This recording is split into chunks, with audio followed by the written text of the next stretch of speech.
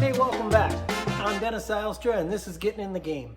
Today's video is all about building those covers for the sensors on the top of the wing for our CruZers and for a lot of the Zenith airplanes. They got to do it.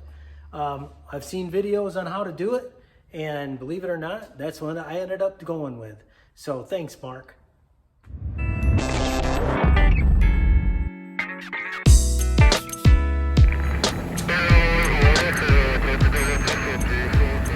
First thing I did is I glued up 2 pieces of 3/4 inch plywood. Scratch that idea. This is much better. I was going to film all my other ways, but I ended up, my other ways were these kind of forms. Round, oval, heat with plexiglass, and none of them worked really well. So I went and did it Mark's way. I put up one piece of metal, cut my holes in them, and I didn't want them round, I wanted them oblong. Hung a weight here and experimented till I got the shape I wanted, and then put a wax on there, made these 2 forms, and this one I've already sanded down and started shaping. I thought I might as well do some filming, but the bad part was the only kind of mat I had was that loose fiber, so it come out quite rough. But since I didn't film it, after I put this in and roughly took a paintbrush and made the shape that I wanted in there, then I laid a piece of plastic on the top and worked it so that these bottoms got very smooth and very flat for the double back tape to put them on. So as you can see, even with my little hump here, I'll be able to move it forward so it touches there and it forms to the wing really nice with that amount of curve. So now it's just a matter of body work. This one I've already sanded and got the lumps out of it, and now I'll start smoothing it up. I'm going to leave this bottom alone because that's a really nice surface once it's sanded and primed for double back tape to stick to. Yeah, just going to fill this with icing and shape it, and I've got my bumps.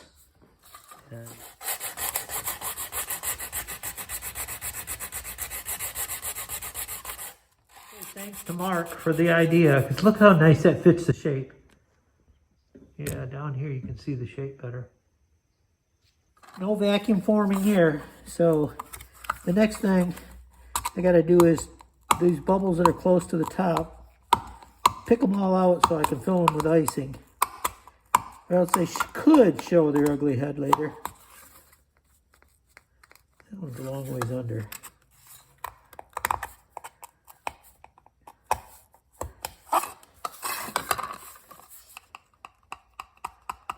That one's a long ways under too. It's a big one, but it's closer to this side. Since I'm not going to do anything in here, I'll just leave that alone. Don't bake anything like this because those bubbles inside there will pop air out through your paint, because they got to expand and go somewhere. If they find their way to the surface, you know what they're going to do.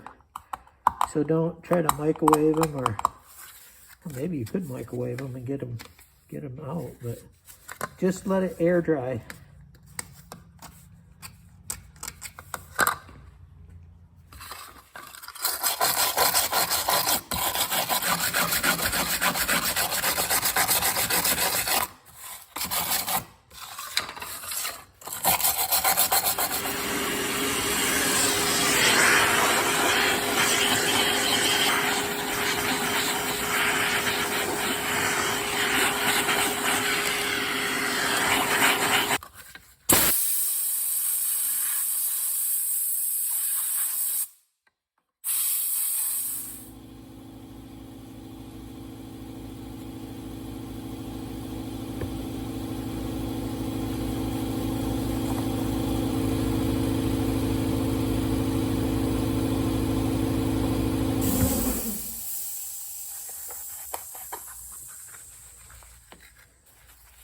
You can use thinner on plastic like this Actually, this is sheet molded compound.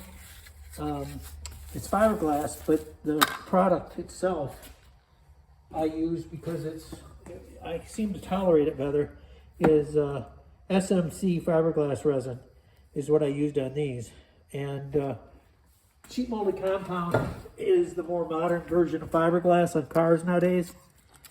And you can use thinner to make it shiny and see if you got your thing sanded right. Kind of glance at it.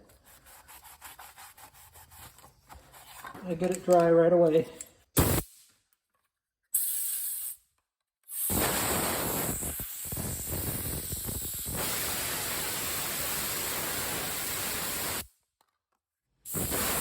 Now this stuff is, it looks like I'm putting a lot on, which I am.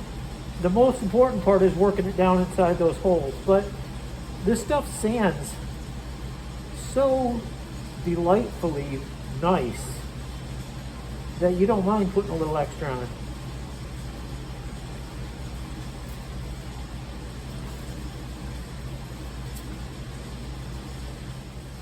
Well, just like that, they're dry.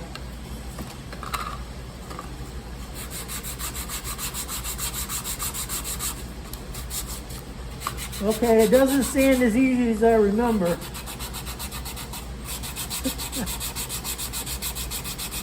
Or is everything just getting harder for me? I think the latter's true. That stuff's gonna work good. 2 hours I got this later. one almost ready for primer. Give that a shot. Well, you can't say I didn't try. And I tried all kinds of things because the bottom line is I wanted it to be made out of aluminum. And my aluminum, because the aluminum is just lighter and it would be thinner when you put the tape on. But I did different attempts with this mold. I've drove cars over it, hit them, heated them, tried everything. And even cut, I don't have that one here, even cut one, glued it up, cut it on the bandsaw, and made the curve of the wing. Because I thought that even from flat, that was eventually going to get it to fit. And no dice. Goes back and forth. This one too, no dice. To heat it to get it to fit the curve of the wing, changed everything. Tried playing with that. Tried a different size, a little bigger. No go. Had a pretty nice one here, but finagling it to fit the wing, no go. I imagine I could have made this one work and then bonded it all up, but the whole point of the aluminum was to have a nice piece of aluminum. So I ended up with Mark's idea. I'm just so happy that it ended up going this route. I wasted a lot of time building those other ones. So getting them in primer, sand them, probably prime them 2 or 3 different times, and then we'll just paint them the same color as the wing and double back tape them on. I'm very pleased. It turned out really nice. If I was to do this again, I would have took the time to get some other thing other than mesh. I'll show you what I used. This is the fiberglass I used. It's very hairy. It's hard to work with, and you got to sand it down. Should have got the cloth. I didn't have any in stock, so I just went for it. But I would do that. If I did it again, I would do that again. And you might want to try seeing if that SMC is easier on your body if you have any breathing issues. Hey, thanks for sticking around. I'm really happy with that. That's going to work out great. If you have any other way of doing it, like if you got somebody that can sell them online, or if you find one that you like, I'd probably do that. But if you want to invest the money and take the time and learn how to work with fiberglass or SMC, sheet molded compound resin, go for it, because it's really rewarding once it's done. But I did waste a lot of time. Hey, see you in the next one.